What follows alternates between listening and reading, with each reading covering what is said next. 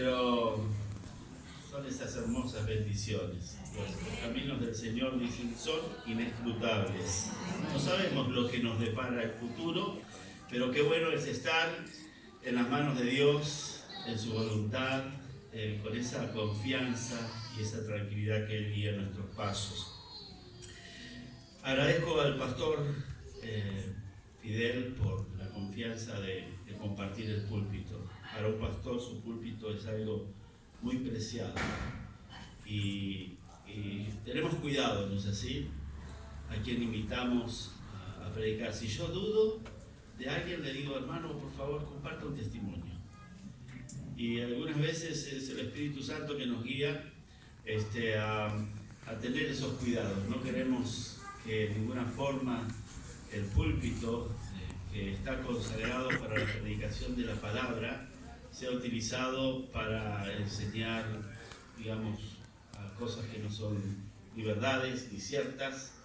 Entonces yo agradezco, Pastor Fidel, esta confianza que me permite compartir esta mañana la palabra de Dios. Estoy muy agradecido a todos los hermanos por su participación previa a la boda de nuestra hija con el hermano Daniel Antón, a toda la familia. Realmente siempre quiero dar gracias a Dios. Dios nos enseña que debemos ser agradecidos en todo tiempo, y a todas las personas, a los hermanos que vinieron de México, qué sacrificio, ¿no es así? Venir desde allí, me decía el hermano Alonso, estaban con temperaturas altas y vinieron a las bajas. Y si sigan para el sur, hermano, la Argentina más baja, no sé si se anima algún día, pero qué linda recepción, qué hospitalidad de esta iglesia, del pastor, su familia. La boda ayer, un día muy emotivo para mí. Mis hijos me decían, papá, ¿qué pasaba cuando estabas hablando? Que hacías intervalos, ibas lento. Yo digo, hijos, estaba muy emocionado. Y hablábamos con un hermano que cuando nosotros participamos de la boda de un hijo, de una hija, si bien vemos a esta persona ya adulta, realizada, yendo al matrimonio, a nuestra mente vienen esos momentos de su infancia, ¿no? Cuando le tuvimos por primera vez en nuestros brazos, esa mirada única de un bebé recién nacido, y a medida que pasan los días, los meses y los primeros años, esa dependencia absoluta y total de la mamá, del papá. Y para mí, Jessica, entre mis 7 hijos, ella era especial. Es especial y seguirá siendo especial. Y es lo mismo que le digo a cada uno de los 7, porque son cada uno especiales. Pero ella andaba atrás mío diciendo, papi, papi, papi. Hoy escucho a mi nieta decir lo mismo. Y yo digo, ¿por qué mi nieta me dice papi? Claro, porque mis hijos me dicen papi. Entonces ella repite lo que escucha decir a mis hijos. Pero es algo tan dulce escuchar a una hija, a un hijo decir papi o mami. Y ayer mi bebé se estaba casando y daba gracias a Dios porque con un buen hombre, con un hombre que conoce al Señor, que ama a Dios, que quiere servirle, que tiene proyectos a futuro de alcanzar no solamente aquí en el pueblo peruano las almas, sino más allá, quizás al viejo continente, España. ¿Quién lo sabe? Dios es el que marcará los pasos. No sé si... Y como estamos en el tema del matrimonio y de estas relaciones tan maravillosas que Dios ha creado, quisiera compartirles que yo solamente tuve una ex novia. Y esa ex novia me acompaña en esta mañana. Es mi esposa. Algunos ya se alarmó, digo, ¿quién vino el pastor? Está la verdadera mujer. Pero ella es mi única y ex novia y es mi única actual esposa, y hasta que la muerte nos separe, como decíamos ayer en la boda de Daniel y Jessica. No sé si me va a alcanzar el tiempo para compartirles un poquito del testimonio personal. Cada vez que conocemos un pastor o un misionero, nos gusta saber de su conversión, de su pasado, y yo doy gracias a Dios que en su amor y su misericordia Él nos buscó y nos encontró allí por el año 1972. Eso ya es el siglo pasado, ¿no es así? Siempre digo a los hermanos, yo soy del siglo pasado, y algunos me miran sonriendo y le digo, y ustedes también, algunos son de este siglo XXI, pero cuando en el año 1972 mi mamá estaba con graves problemas de temores y pánico y de temor a la muerte, pero gracias a Dios por una hermana, Catalina. Catalina se animó a hablarle de Cristo a mi mamá en una clínica, y qué importantes son las Catalinas y los Juanes y los hermanos y hermanas que se animan a dar testimonio de Cristo. Amén. Porque a partir de que Catalina, querida hermana que ya está en la presencia del Señor, le habló a Cristo de mi mamá, la llevó a la iglesia. Después de tanto tiempo de sufrimiento, mi mamá había visitado médicos, psicólogos, psiquiatras, le habían dado sus medicinas, le habían dicho que debía divertirse, esparcirse para que el temor y el miedo se fueran. Le decían vaya a los bailes, vaya a las fiestas. Podía hacerlo, mi papá era un suboficial de la Fuerza Aérea, tenían su círculo social. Allí participaban de esas actividades, pero ella no estaba feliz ni contenta, siempre estaba triste, pensando en la muerte, temiendo la muerte propia de la familia, de los hijos. Y así fue que cuando ella escucha el Evangelio, se arrepiente, conoce a Cristo como su Salvador personal, el miedo se fue, el pánico desapareció. Lo que la medicina no pudo curar, Cristo lo solucionó, porque Él es vida, y el perfecto amor, nos dice su palabra, echa fuera el temor. Qué lindo, es un mensaje que siempre quiero compartir con aquellos que tienen temor y pánico. Mire, conozca a Cristo, porque el perfecto amor echa fuera el temor.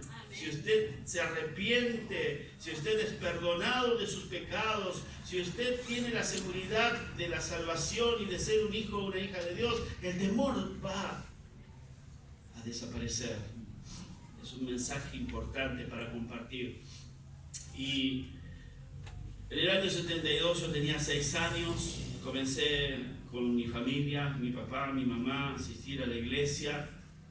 Era un nuevo ámbito, no entendía nada yo, como todo niño, y como me dicen de Daniel, que andaba paseando por los pasillos, por aquí lo tenían que llamar la atención. Me acuerdo que estábamos en una iglesia grande y bueno, ya duraba la reunión muchas horas, empezaba como a las 3, terminaba como a las 9 de la tarde el domingo, y entonces yo andaba por allí, los diáconos, venía para acá, vaya a sentarse. Y así iba a sentarme, y bueno, ya aprendí a escuchar, empecé a ir a la escuela dominical desde los 6 hasta los 12, yo aprendí muchas cosas de la palabra de Dios, me encantaban las historias bíblicas, el franelógrafo, se sigue usando, el franelógrafo, las historias ilustradas, las maestras o maestros de la escuela dominical que nos atendían y nos daban su cariño, su amistad. Siempre los recuerdo con mucho cariño, con mucho respeto. Y en esos años, desde los 6 hasta los 12, el Señor fue despertando en mí una conciencia de mi pecado, de mi maldad y de la condenación. Y no entendía mucho, y yo pensaba, quiero ser como tal héroe de la Biblia, como tal héroe de la Biblia. Y decía, esta semana voy a ser como David. Y esa semana me portaba como Caín. Yo decía, pero si yo me propuse el domingo pasado ser como Samuel, y ahora estaba haciendo un Jesse o lo que sea, y yo decía, ¿qué está pasando? ¿Por qué no puedo cumplirle a Dios lo que le prometí de ser un buen chico? Yo quiero estar bien con Dios, quiero agradarle, quiero tener esa paz de saber que hice bien. Y había una lucha grande en mi corazón, porque el pecado se había manifestado en mi vida y no le encontraba solución. No le encontraba una salida porque era cíclico, como alguien dijo, esta mañana volvía al pecado. El domingo me portaba de maravilla, iba a la iglesia, pero la semana en la escuela, las peleas y las malas palabras, o la desobediencia a los padres, las mentiras, era algo que se me habían tornado una carga pesada, pero parecía real, hermanos. Ustedes la conocen, ¿no? Esa carga que uno lleva como el peregrino, la historia de Juan Bunyan, en donde el peregrino avanza con esa carga pesada, tratando de encontrar una solución. Me siento muy identificado con esa ilustración porque en el mes de octubre del año 1978, un primo mío vino a casa y dijo, vamos a una campaña evangelística. Invitó a una prima mía que no iba a la iglesia y como todo niño de 12 años, curioso de conocer y de saber, dije, ¿yo puedo ir también? Me autoinvité, ¿no es así? ¿Yo puedo ir también? Me dijo, sí, ¿cómo no?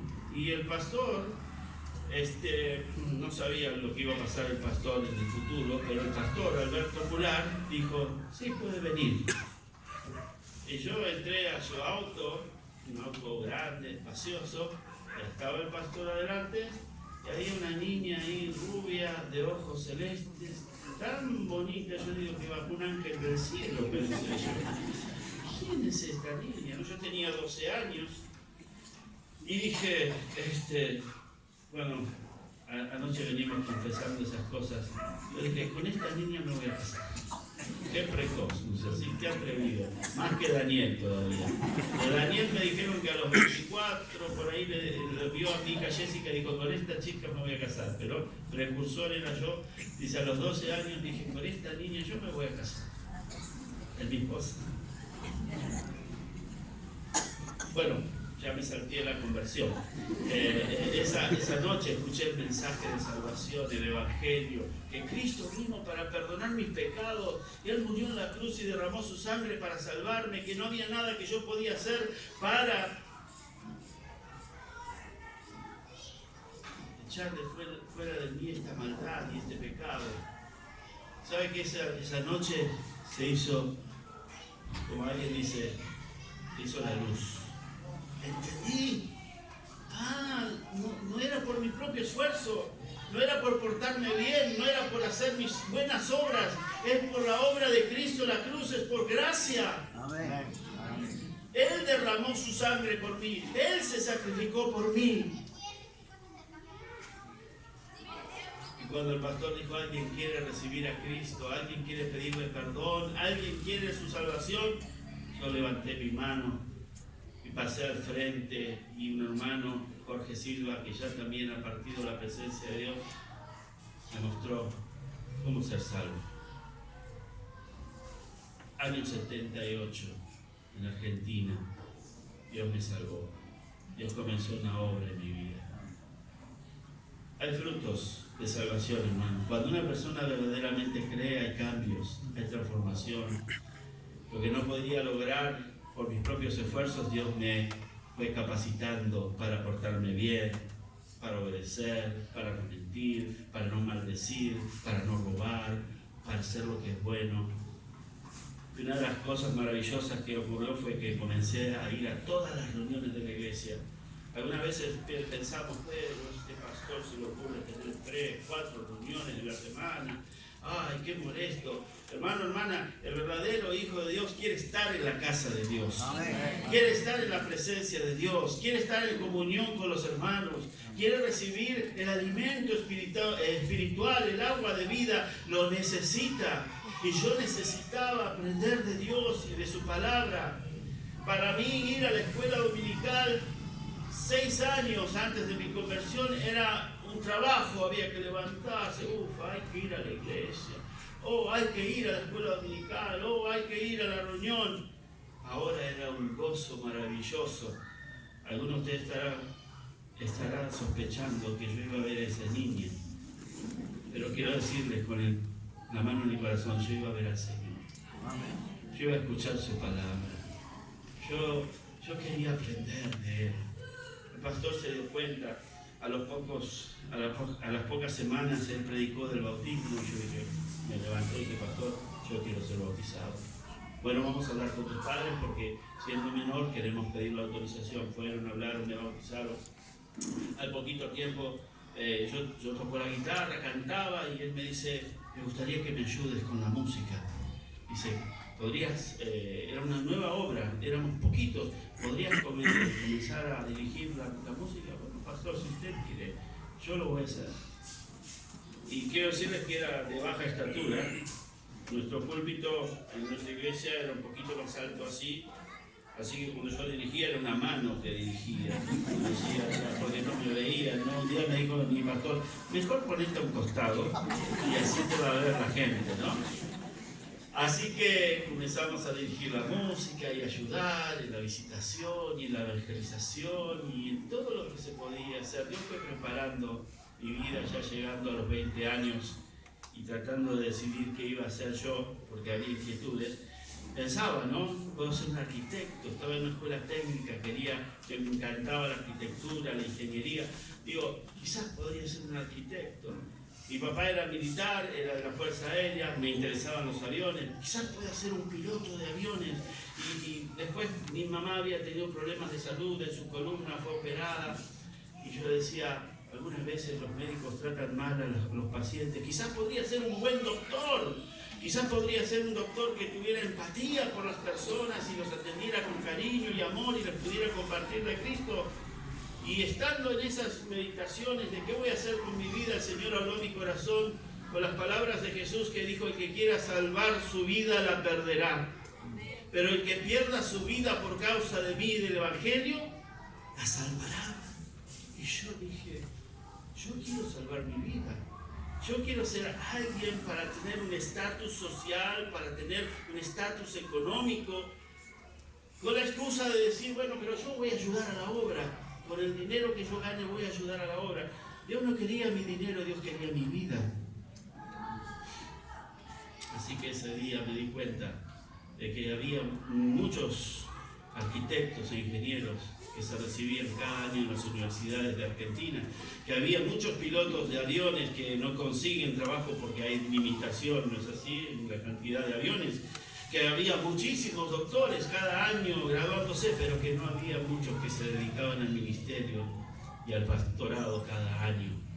Dios me llamó al ministerio, hermanos. Mi pastor me pidió si podía ser su asistente con alegría y gozo. Quería ayudarle a hacer la obra de Dios allí en Buenos Aires. Lo que él no sospechó es que después venía el pedido de mano. Hablábamos de esto con el pastor ayer. Y sabe que mis suegros son misioneros americanos en Argentina. Y siempre está la duda, ¿aceptarán a un latino? ¿Aceptarán a un morochito? ¿Aceptarán a otra de otro país? Y fui y le pedí a mi suegro, no voy a decir que era súper valiente y con sangre fría, pero ahí medio con temblor, fui y le dije, pastor, quiero hablar con usted. ¿Cómo no, Gustavo? Me dice. Se sentó en su sillón, yo me senté allí al lado y digo, pastor, yo le quiero pedir la mano de su hija. Y él me queda mirando con esa mirada de lince. Me estaba escudriñando por fuera y por dentro. Y me dice, no. Lo quedo mirando, porque tampoco me iba a rendir tan fácil.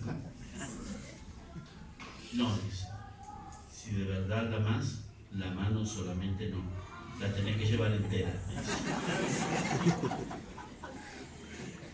Qué alegría escuchar al suegro decir, sí, puedes casarte con ella. Dice, no conozco otro joven, y lo digo con modestia, hermanos, y para la gloria de Dios, no conozco otro joven que yo quisiera para que se case con mi hija. Fue un honor, fue un honor. Hace 31 años que me aguanta como yerno. Hace 31 años que le estamos dando 7 hijos, ahora una bisnieta, Y ellos hubieran estado aquí también si no fuera por su salud, ¿no? Que está fallando. Pero qué bendición grande, ¿sabe qué? No ir a compartir la historia de mi vida como mensaje, pero sí quiero dar testimonio que Dios puede hacer una obra en todas las personas que ponen su fe en Cristo. Amén. Dios puede transformar vidas, cambiar vidas, dar paz, dar seguridad, quitar el temor, dar propósito, dar futuro, hermanos. ¿Qué sería de nosotros si no fuera por Cristo? ¿Qué sería de nosotros si Él no nos hubiera buscado, encontrado y rescatado del hoyo, ¿no es así? Porque ese es el lugar donde estábamos, en el hoyo. Estábamos en un lugar tan estrecho y tan profundo que no podíamos hacer nada por salir nosotros mismos. Es Dios quien se tuvo que inclinar y extender su mano para levantarnos y sacarnos así de ese lugar terrible rumbo a la condenación. Qué maravilloso, ¿no?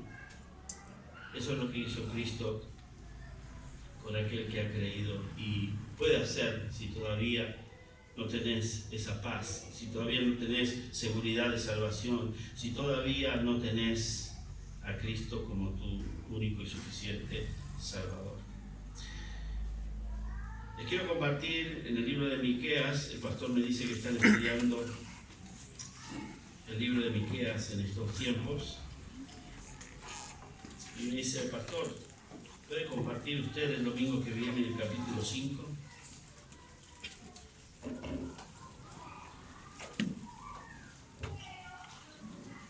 Y en realidad nosotros no nos postulamos para predicar en ningún lugar. Siempre digo, no voy a pedir predicar en ningún lugar, pero si alguien me pide que comparta la palabra, de buena gana lo haremos, dependiendo de la mano de Dios. Y hoy queremos compartir de este capítulo 5 de Miqueas.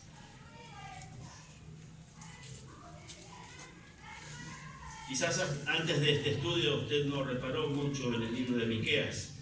Generalmente son los libros esquivados de la Biblia. Los profetas menores, ¿quién los entiende? Son profecías.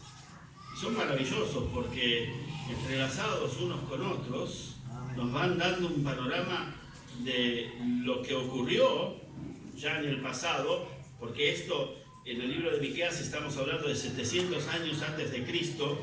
Entonces cuando él está profetizando hay cosas que ya se cumplieron y aún hay cosas que se van a cumplir en el futuro. Pero es maravilloso. Entonces no le tenga miedo a los profetas menores, no le tenga miedo a los profetas mayores. Lea con avidez la palabra de Dios, pídale al Señor que le enseñe. Hay preguntas y dudas, anótelas, vaya a su pastor. Quizás él tenga la respuesta y si no las tiene las va a estudiar y las va a buscar. Y si en algún momento como pastores no podemos dar una respuesta porque no entendemos, le seremos sinceros y diremos, bueno, ya el Señor lo mostrará o alguien nos va a poder compartir. Y yo estoy seguro que hay cosas que vamos a entender en la gloria, ¿no es así? Porque somos finitos y somos limitados, pero Dios sabe todas las cosas. Entonces el libro de Miqueas es un libro muy importante. Es un libro que nos habla acerca de juicio y castigo sobre el pueblo de Dios. Pero también nos habla acerca de compasión, de perdón y de restauración. Algunas personas piensan que Dios es un Dios tirano, que es un juez que está allí mirando qué hacemos y qué no hacemos para que cuando nos equivocamos nos aplaste. Y quiero decirte que no es así. Por sus misericordias no hemos sido consumidos. Amén. ¿Quién es digno, hermano?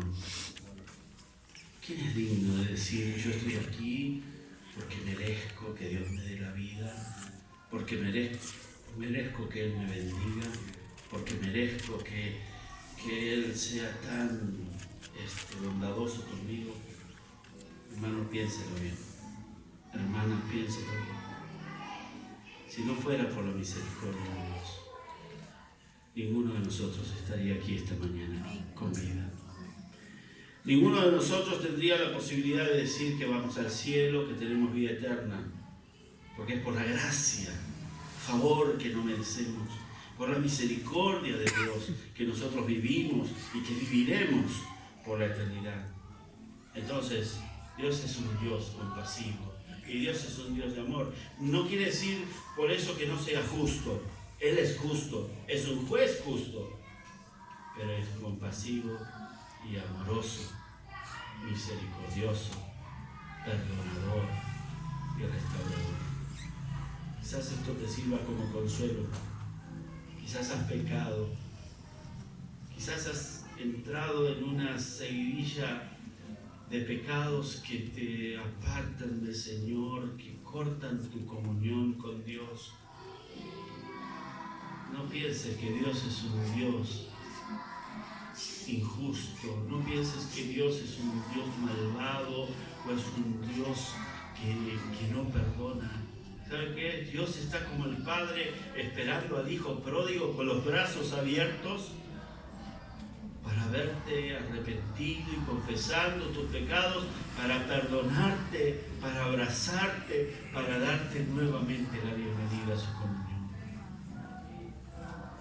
Algunas veces hay jóvenes que han pecado y piensan, Dios ya no me puede perdonar. Ya Dios me perdonó en un tiempo, pero ya he pecado tantas veces y sufren y no saben con quién hablar y no se animan a hablar con el pastor, con el padre, con la madre, con algún hermano y sufren por dentro y tienen estas crisis emocionales y entran en depresión y hasta buscan el mundo y aún se van a las drogas o a cosas inmorales. No permitas que el diablo te engañe. Dios te ama, Dios te ha salvado, Dios te ha transformado. Y si has pecado, qué lindo que el Señor nos anima allí cuando dice estas cosas os he escrito para que no pequéis. Pero si alguno hubiere pecado, abogado tenemos en Cristo. Amén. Amén. Amén. ¿Sabe qué? Tengo hijos varones y mujeres, adolescentes, jóvenes que tienen luchas. Algunas veces pensamos, no, los hijos de los pastores son ángeles, son pastores, son hijos del pastor, ellos no tienen problemas, ellos no tienen luchas, ellos no tienen pecados. Las tienen. Y algunas veces quizás más fuertes y más grandes que otros que no tienen la presión de ser hijo de pastor o hija de misionero o de pastor. Quiero siempre decirle a mis hijos, no importa lo que estés pasando, no importa si aún es vergonzoso para tu mente y corazón, soy tu papá, aquí está tu mamá, queremos escucharte, queremos que nos compartas tus inquietudes, tus luchas, vamos a orar junto a ti, vamos a hablar juntos, vamos a buscar en la palabra de Dios la ayuda. Porque algunas veces, hermanos, las personas que no encuentran la esperanza se aíslan. Y por allí hasta, tristemente, con mucho respeto lo digo y con mucho cuidado, escuchamos de algún hijo de pastor, misionero, hijo o hija de una familia firme en la fe cristiana, que de pronto decide quitarse la vida por temor, por vergüenza, por no saber qué hacer. El libro de Miqueas nos habla de un pueblo que había pecado, que había ido a la idolatría y que Dios había juzgado y que había hecho conquistar por otras naciones. Pero ¿sabe que Dios no los desechó? Dios dice, si aún estuvieran ustedes en lugares alejados y en otras tierras y en otros países, si se arrepintieren y confesaren sus pecados y clamaren a mí, yo oiré desde el cielo. Es un Padre amoroso. Es un Padre compasivo. Siempre está esperando escuchar tu voz. Como alguien dijo, no solamente en los tiempos buenos, sino también en las luchas, en las tribulaciones, en los problemas. toda la palabra de Dios. Y aún Miqueas, ¿sabes cuál es el tema central? Cristo, el Señor Jesucristo. Cuando el pastor me dijo, ¿puede predicar el capítulo 5? Yo dije, bueno, vamos a hacerlo. Fui a leerlo. Obviamente uno conoce, ya ha leído muchas veces, pero quería estar seguro exactamente del tema del cual hablaba el capítulo 5. Y qué precioso. Vamos a leer juntos. Miqueas capítulo 5. Les pido que sigan la lectura con la vista. Dice, rodéate ahora de muros, hija de guerreros. Nos han sitiado, con vara herirán en la mejilla al juez de Israel. Pero tú, Belén Éfrata, pequeña para estar entre las familias de Judá, de ti me saldrá el que será Señor en Israel, y sus salidas son desde el principio, desde los días de la eternidad. Pero los dejará hasta el tiempo que dé a luz la que ha de dar a luz, y el resto de sus hermanos se volverá con los hijos de Israel. Y él estará y apacentará con poder de Jehová, con grandeza del nombre de Jehová su Dios, y morirán seguros, porque ahora será engrandecido hasta los fines de la tierra. Y este será nuestra paz, cuando el asirio viniere a nuestra tierra y cuando hollare nuestros palacios. Entonces levantaremos contra él 7 pastores y ocho hombres principales, y devastarán la tierra de Asiria a espada, y con sus espadas la tierra de Nimrod, y nos librará del asirio cuando viniere contra nuestra tierra y hollare nuestros confines. El remanente de Jacob será en medio de muchos pueblos como el rocío de Jehová, como las lluvias sobre la hierba, las cuales no esperan a varón ni aguardan a hijos de hombres. Asimismo, el remanente de Jacob será entre las naciones en medio de muchos pueblos, como el león entre las bestias de la selva, como el cachorro del león entre las manadas de las ovejas, el cual si pasare y hollare y arrebatare, no hay quien escape. Tu mano se alzará sobre tus enemigos, y todos tus adversarios serán destruidos. Acontecerá en aquel día, dice Jehová, que haré matar tus caballos de en medio de ti, y haré destruir tus carros. Haré también destruir las ciudades de tu tierra, y arruinaré todas tus fortalezas. Asimismo destruiré de tu mano las hechicerías, y no se hallarán en ti agoreros. Y haré destruir tus esculturas y tus imágenes de en medio de ti, y nunca más te inclinarás a la obra de tus manos. Arrancaré tus imágenes de acera de en medio de ti, y destruiré tus ciudades, y con ira y con furor haré venganza en las naciones que no obedecieron. Oremos al Señor, hermanos. Dios Padre eterno, te queremos dar muchas gracias por tu misericordia en este día para con nuestras vidas. Nuevas son, Señor, cada mañana, y grande es tu fidelidad. Gracias, Señor, por darnos este privilegio y bendición junto a mi esposa de estar en esta amada congregación de Oreb. Gracias, Señor, por este pastor Fidel, con su familia, su esposa. Gracias por cada hombre y cada mujer, por cada familia, por cada joven y por cada niño, Señor, que tú congregas en este lugar. Gracias, Señor, por las puertas abiertas, por la bendición y el privilegio de poder compartir con mis hermanos tu palabra. Gracias, Señor. Gracias por todo lo que has hecho en esta semana. Gracias por nuestros hijos, Daniel y Jessica, que han unido sus vidas en santo matrimonio. Bendícelos, Señor.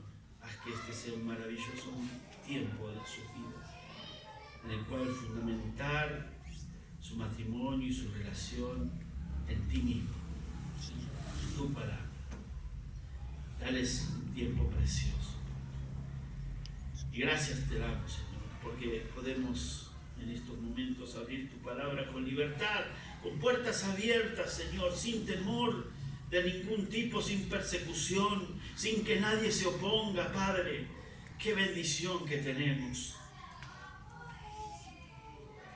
Agradecemos, Señor, por poder compartir el mensaje de Cristo, aún en un libro del Antiguo Testamento, aún en un profeta menor, Señor, aún en un hombre que vivió 700 años antes de que Cristo viniera, pero que nos muestra, Señor, tu maravilloso conocimiento, tu maravillosa providencia para la humanidad, Señor. Gracias te damos, porque ahora podemos gozarnos en compartir tu palabra y animarnos los unos a los otros, Señor. A conocerte más, a confiar más, a creer más, a esperar más, a dar más, Señor, de nosotros mismos, de nuestras vidas, de nuestros talentos, de nuestros bienes, de nuestros hijos. Ayúdanos, Señor, te rogamos. Ayúdanos a verte, Padre, como el Dios maravilloso que eres, porque te exaltamos y alabamos por eso. Ayúdanos a verte, Señor, como el juez justo. Y ayúdanos a verte también como el Padre compasivo, como el Padre perdonador, restaurador. Señor, gracias por tu gran amor. Gracias, Señor. Te damos en el nombre de Cristo Jesús. Amén. Encontramos entonces un libro de Miqueas muy interesante, porque en realidad aquí, por primera vez en la Biblia, es el único lugar en la Biblia donde Dios revela el lugar del nacimiento del Mesías, el lugar del nacimiento de Jesucristo. Sí, proféticamente otros hablaron de la venida del Mesías, dieron detalles acerca de este advenimiento, pero Miqueas es el que profetiza dónde iba a nacer el Mesías. Y esto es maravilloso, hermano.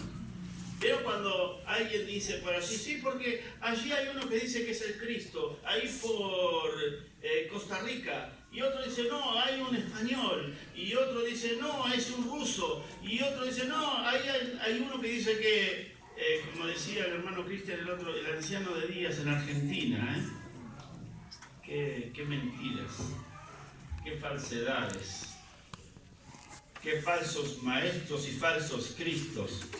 ¿Saben por qué? Porque el único Mesías, el Hijo de Dios, el Salvador del mundo, nacería en un lugar muy específico, como lo dice en el versículo 2. Dice, pero tú, Belén Efrata, pequeña para estar entre las familias de Judá, de ti me saldrá el que será Señor en Israel, y sus salidas son desde el principio, desde los días de la eternidad. Hermanos y hermanas, este es un detalle muy particular, exclusivo, que nos da la total tranquilidad y seguridad de que quien nació en Belén hace 2000 años era el Mesías. Era el Hijo de Dios, era el Salvador, y lo es. Él vive, Él es el Salvador.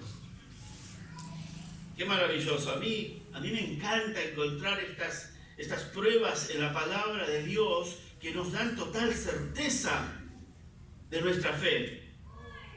Hay quienes creen en distintos dioses y distintos ídolos, y ¿saben qué? Es terrible. Yo pienso, ¿cómo pueden confiar en dioses que ni se saben de dónde salen, no tienen origen? Fueron hombres que murieron, y algunos de ellos fueron malvados, civiles, y les identifican como divinidades o santidades. Qué cosa más terrible cuando el ser humano tiene esa distorsión de la realidad. El único Dios santo, puro, verdadero, nuestro Dios, es el Señor Jesucristo. Algunos cambian al Señor por vírgenes, otros cambian al Señor por santos, otros cambian a Dios por los gurúes de este mundo, otros cambian a Dios por estatuas. En mi país es un país idólatra, hermano. Uno va por la ruta, va viajando y cada tanto uno está viendo banderas rojas. No sé si han escuchado el Gauchito Gil. Es un dios de allí, de la región. El Gauchito Gil era un gaucho, era un hombre del campo, era un ladrón, era un malviviente que murió asesinado por policías en los tiempos antiguos, y era un hombre que dice que lo colgaron así desde sus pies, y mientras que lo iban a matar, él le dijo a uno de los policías: mirá, tu hijo está enfermo, pero cuando me maten, volvé a tu casa, tu hijo va a estar sano. Y por esa mentira y engaño que nadie sabe si es cierto o es mentira, o fue algo que el diablo hizo para que esta persona creyera así. Matamos al Gauchito Gil, era un santo, y todo el mundo va y le pide cosas a un ex delincuente, a un malvado. Le ponen banderas rojas, le hacen altares y una cruz y el gauchito ahí en medio, y todo el mundo venera y se juntan multitudes para ir detrás de un falso Dios. Nosotros tenemos un verdadero Dios, el Señor Jesucristo. Algunos pensarán, bueno, entonces desde ahí comenzó el Señor Jesucristo a existir. Quiero decirte que no es así. Vamos a ver esto.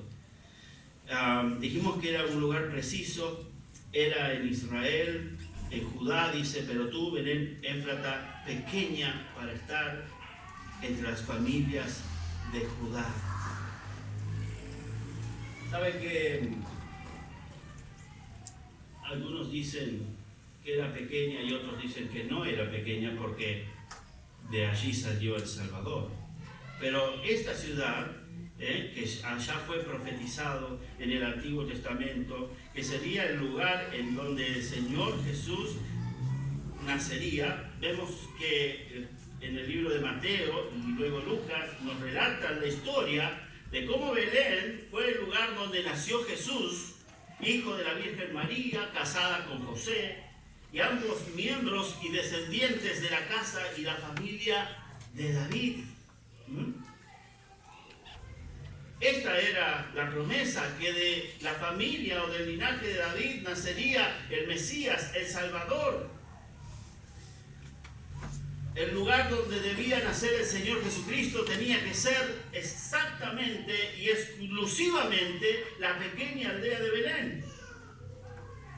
Al conocer y estar tan familiarizados con la historia del nacimiento de Jesús que celebramos cada año, es posible que nosotros no apreciemos debidamente algunas circunstancias notables de esta profecía. El pueblo de Israel había padecido dificultades, peripecias, persecuciones, guerras y cautiverios en estos 700 años, desde Miqueas hasta Jesucristo. El Evangelio, según Lucas, nos ofrece más detalles interesantes en cuanto a este nacimiento, porque ¿saben ustedes que María y José no estaban viviendo en Belén para el tiempo en que se anunciaba la venida de Jesús? Pero dice que César Augusto, emperador del vasto imperio romano, que en aquella época dominaba toda la tierra de los israelitas, firmó una ley, un edicto que obligaba a todo el pueblo a inscribirse en un censo. Por lo tanto, María y José tuvieron que marcharse de Nazaret para llegar hasta Belén.